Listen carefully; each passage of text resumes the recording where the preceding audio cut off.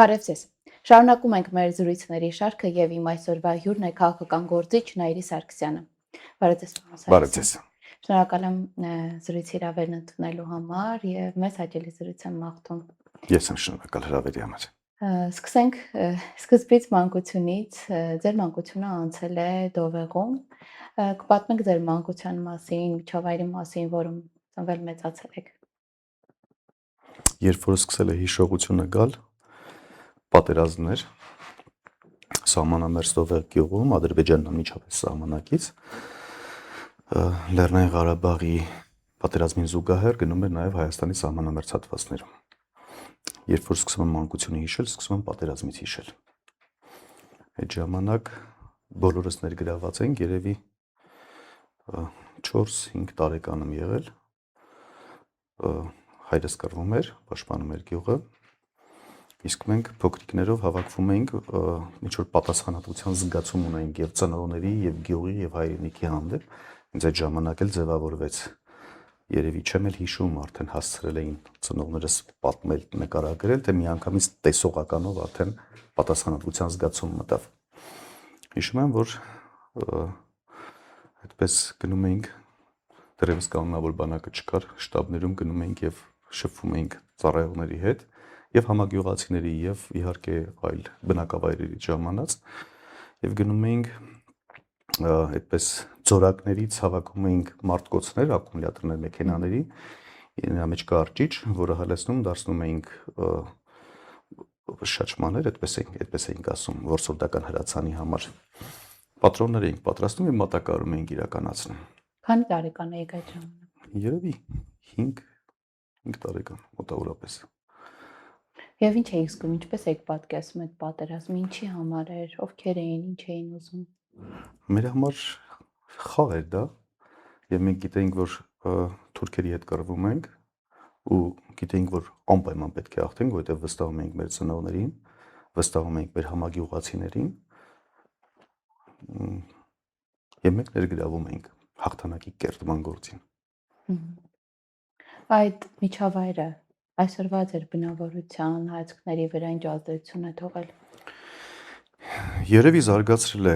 շատ ավելի պատասխանատվության զգացումը, պատասխանատվության զգացում ինքդ քո հանդեպ, ընտանիքի հանդեպ, ծնողի հանդեպ,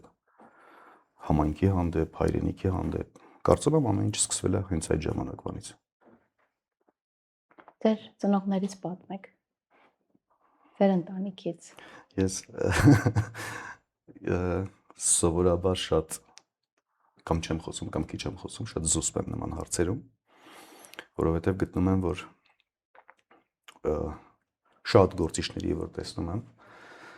ընտանիքին հանրայնացնելը կամ ընտանիքը որպես PR-ի գործիք կամ թիրախի գործիք ներկայացնելը ինձ համար անընդունելի է, առավել եւս թիրախի գործիք դարձնելը։ Դրա համար ամբողջ գործունեության ընթացքում փորձել եմ անընդհատ իմ ընտանիքին հեռու պահել։ Ընդ որում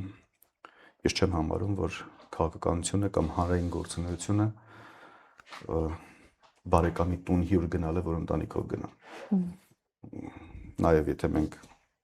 ուշադրություն ենք դարձնում Հայաստանի ներքաղաքական կյանքին, գործող վարչապետին, կարծում եմ շատ տգեղ է ընտանիքով քաղաքականություն մտնելը։ Դա եւս ինձ անընդհատ վանում ու հետ է պահում։ Նորից եմ կրկնում եւ թիրախավորելուց եւ որպես PR-ի գործիք օգտագործելուց։ Ծնողներս համեստ գյուղի կյանքով ապրող, արարող, բարիք ստեղծող մարդիկ են։ Ամենակարևոր առաքելությունը իրենց կյանքի, մի քիչ ես արդեն սեփական PR անեմ, որ կարողացել են լավ զավակներ դաստիարակել հայրենիքին պիտան։ Եվ ամենակարևորը անձնական օրինակով օրինակ են ծառայել։ Հենց այդտեղից իմ ծնողներից ես սովորել եմ յուրաքանչյուր գործունեության մեջ անձնականով օրինակ ծառայել եւ ոչ թե խոսել մի բանի մասին, վարվել այլ կերպ։ Այդ ձեր գյուղը հայտնի է շատ հայտնի մարդկանցով։ Նաև լսել եմ, որ ձեր հարևանն է եղել Լևոն Արոնյանը։ Ինչ հիշողություններ ունեք այդ մարդկանցից, Տեկոզ Արոնյանից, որ մանկության տարիներից այսպես եղել են, հիմա մեզ հետ էլ կիսվեք մեր լսանել կծանոթանա։ Սովորական մանկական հիշողություններ են, սկսած շախմատ խաղալուց միասին, շարունակելով բակային կռիվներով, որովհետև գյուղում ձևավորվում նամանման փոքր բնակավայրերում այդպես գոյություն ունի շատ ամուր թասիբի գիտակցում համագյուղացիներին պաշտպանելու, միասին կուռ բռունցք լինելու եւ այլն։ Լևոն Արոնյանը, քանի որ մայրական կողմից էր թոր մեր գյուղում եւ բնականաբար ոչ հաճախ էր լինում գյուղում, արձակուրդների ժամանակ գալիս եւ գնում էր, ինքը մեր համար համարվում էր օտար մանկության այդ տարիքում։ Եվ հետեւաբար շատ դեպքերում կռիվները ուղղված էին լինում այս թիրախին, այսինքն յուրի։ Հետո իհարկե մեծանալուց զուգընթաց գիտակցում ենք, որ դա այսինքն մանկական այդ նույն կռիվները որքան հաճելի այդպես ամուր միմյանց հանդեպ զգացում են առաջացել ընկերության, բարեկամության։ Հիմա Երևանում եք ապրում։ Կյանքից կեսից ավելին արդեն։ Երբ գյուղ եք վերադառնում, ի՞նչն եք այնտեղ ամենի շատ կարոտում ու ինչը չի փոխվում երբեք գյուղում։ Երբ գյուղ եմ վերադառնում, այլևս չեմ ցանկանում հետ վերադառնալ Երևան։ Առաջինը իմ հիշողությունները, միջավայրը, որտեղ որ ապրել եմ, մարդիկ, բոլորը դե բնականաբար իմ տունը, որտեղ ծնվել եմ, մեծացել եմ, իմ ծնողները, բարեկամները, ուղղակի չեմ ցանկանում կտրվել այդ միջավայրից, ամենը նույնն է մնացել, մարդկանց պարզ մտածողությունը, շատ պարզ, շատ հոգատար, միմյանց նկատմամբ ուշադիր, ջերմությունը, այդպիսի վերաբերմունքը շատ հազվադեպ հանդիպող երևույթ է ներկա աշխարհում։ Դա չի փոխվել ընդհանրապես։ Մարդկային հարաբերությունները չեն փոխվել, վերաբերմունքը չի փոխվել, սրտացավությունը չի փոխվել։ Գիտեք, հիշում եմ մանկության տարիներին, երբ որ գյուղական աշխատանքներ էին եւ չկար գյուղատնտեսական տեխնիկաներ եւ այլն, այդպես շատ գեղեցիկ, պլանավորած կազմած էր աշխատանքների կազմակերպման պլան, որորում դաշտում կաշխատենք։ Այսինքն հարևաններով, ընկերներով, բարեկամներով հավաքվում էին տարբեր դաշտերի։ Այսօր ինչ որ մեկի խոտ հնձի օրն է, հաջորդը խոտ հավաքի օրն է, հաջորդը փայտի բերելու օրն է, այսպես շարունակ տարբեր գյուղատնտեսական աշխատանքները։ Այդ միջավայրը դեռևս չի փոխվել։ Այսինքն մնացել է, որ պատրաստական է իմ ծննդավայրի յուրաքանչյուր համագյուղացի հաջորդին օգնություն ցուցաբերելու։ Նույնիսկ գիտեք, շատ դեպքերում ներկա դարում սպասում են օգնության առաջարկիչը, ու հաճախ էլ սպասում են, որ օգնության առաջարկը ստանան ու մերժեն, որովհետև նոր թրենդները, նոր այդպես մոտիվացիոն գրքերը, գրականությունը եւ այլն այդպես են սովորացնում։ Դա չի հասել մեր գյուղ, ինչը շատ ուրախանալի է։ Այսինքն որևէ մեկը չի սպասում երբևէ, որ իրենից օգնություն խնդրեն։ Ինքը դա նկատում եւ անմիջապես հասնում է։ Այ մարդկանցից շատ եք խոսում, այն մարդը, կերպարը, ում մեջ ամփոփված էր այդ մանկության համն ու հոտը ձեզ համար։ Տատիկ, պապիկս, այսինքն տատիկներս եւ պապիկս, որտեվ մյուս պապիկին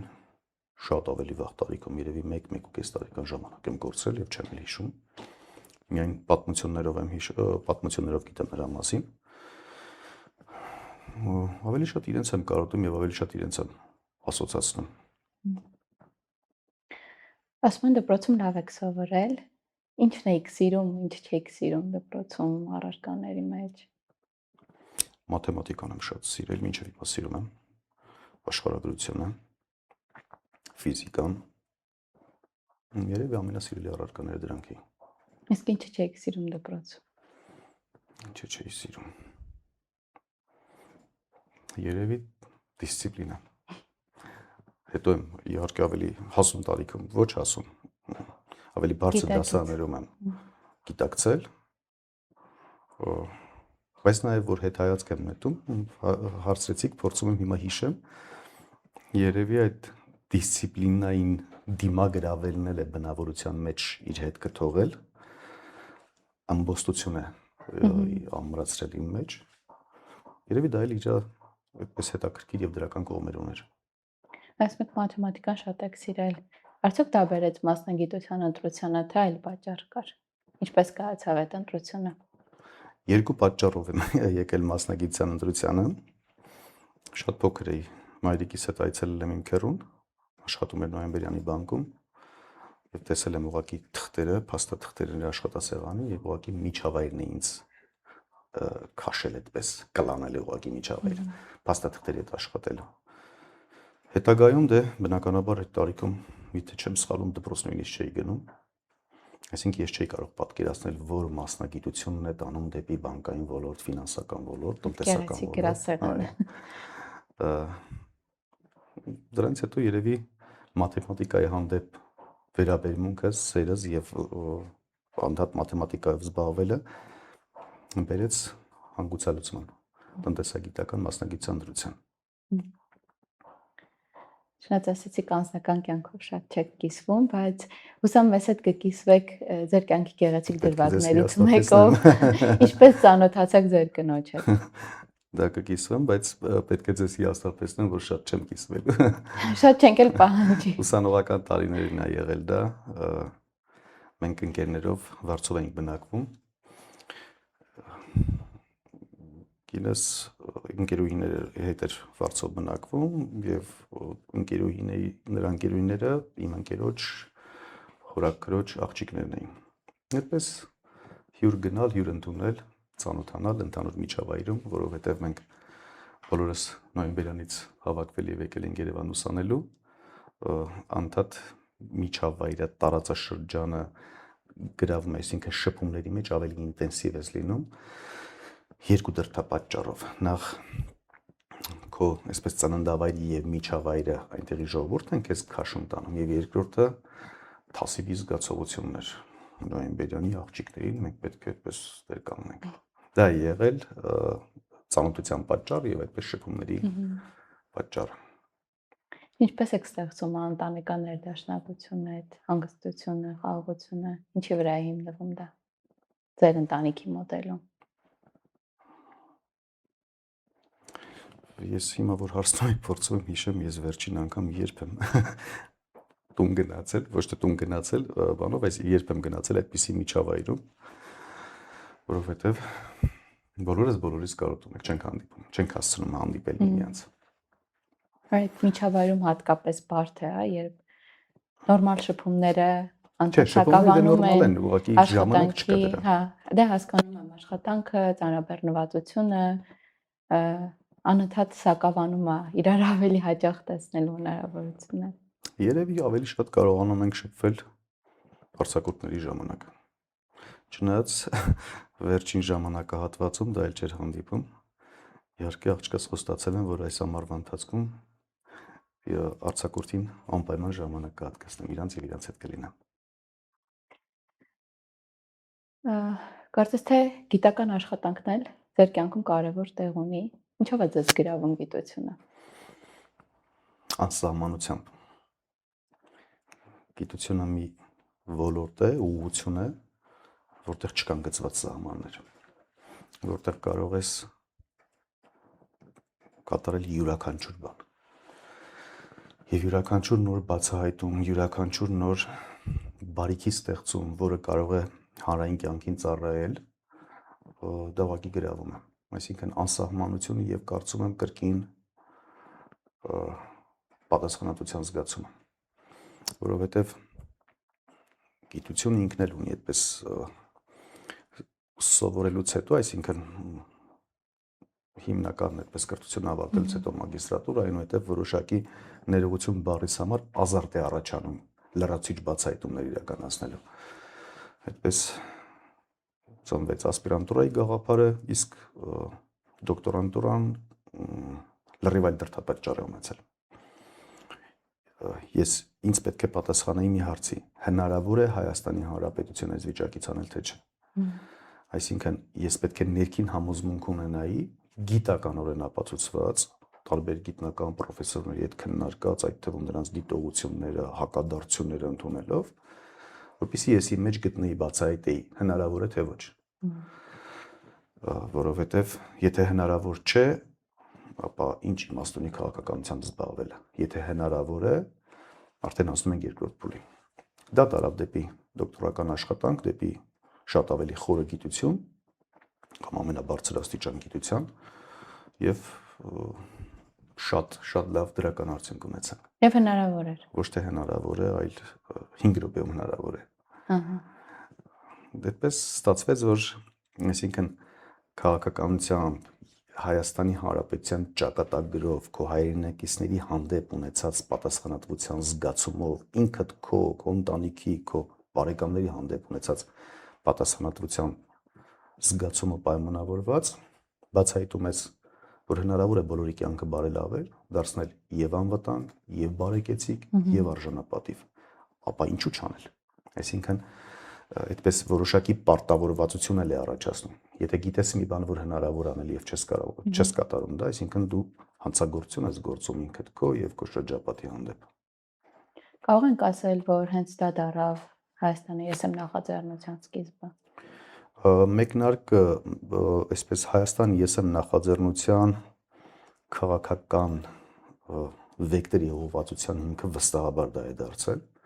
որտեղ Հայաստանի ԵՍՄ-ին նախորդել է այլ տարբեր հասարակական գործունեություններ 2013 թվականից սկսած ես հասարակական գործունեությամբ եմ զբաղվում, հետո հասանք մի փուլի, որտեղ գնահատեցինք, որ հասարակական գործունեությունը բավարար չէ Հայաստանի առջև ծառացած խնդիրները լուծելու համար եւ անհրաժեշտ է քաղաքական գործունեություն ծավալ, որովհետեւ շատ խնդիրներ բացառապես լուծում են քաղաքական ճանապարհով։ Քաղաքական ճանապարհով լուծման համար արդեն ունենք դոկտորական աշխատանք, որը տալիս է Հայաստանի Հանրապետության հարատևման եւ ինչպես ու անվտանգ դարձնելու, հզորացնելու, ծաղկացնելու հարցի պատասխանները, բոլոր այդպիսի ինչպիսիների պատասխանները տալիս են, բնականաբար արդեն ինքը ամրապնդեց Հայաստանի ԵՍՄ-ի գործունեության շարունակականությունը։ Եթե մի քիչ հեռուն նայենք, քաղաքականություն սկսեցինք խոսել, ձեր քաղաքականության մեջ ձեր դերակատարումը 10 տարին անց ինչպիսին եք տեսնում։ Դեր տեսլականը որն է։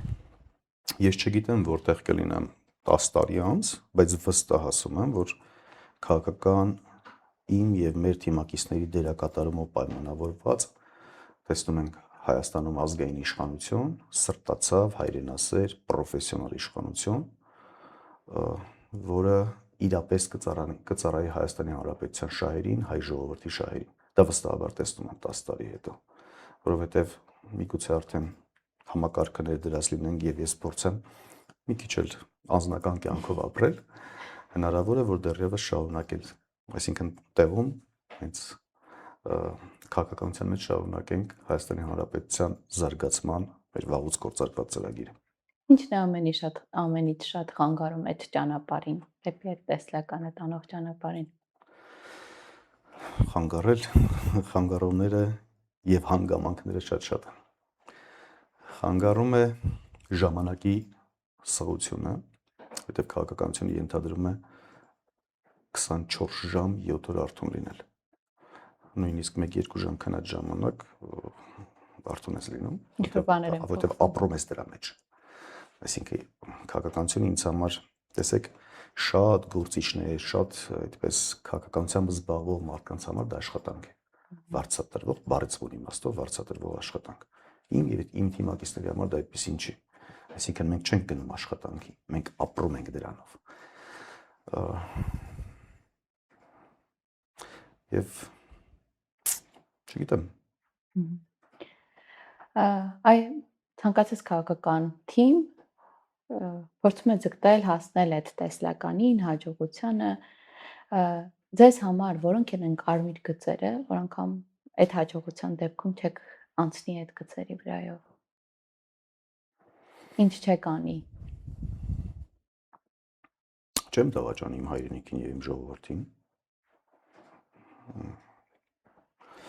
Չեմ ներգրավվի որևէ process-ի մեջ, որը իմ եւ իմ թիմակիցների գնահատականով կարող է վնասակար, մեղմ եմ ձևակերպում, վնասակար հետևանք ունենալ Հայաստանի Հանրապետության եւ հայ ժողովրդի համար։ Երևի դրանք են կարմիր գծերը, մնացած ամեն ինչ ենթակա է փոփոխման, քննարկման, վերաձևակերպման։ Կարևորը որ անմնացորդ ու անդավաճան նվիրված լինես Հայաստանի Հանրապետության հարատևման գաղափարին։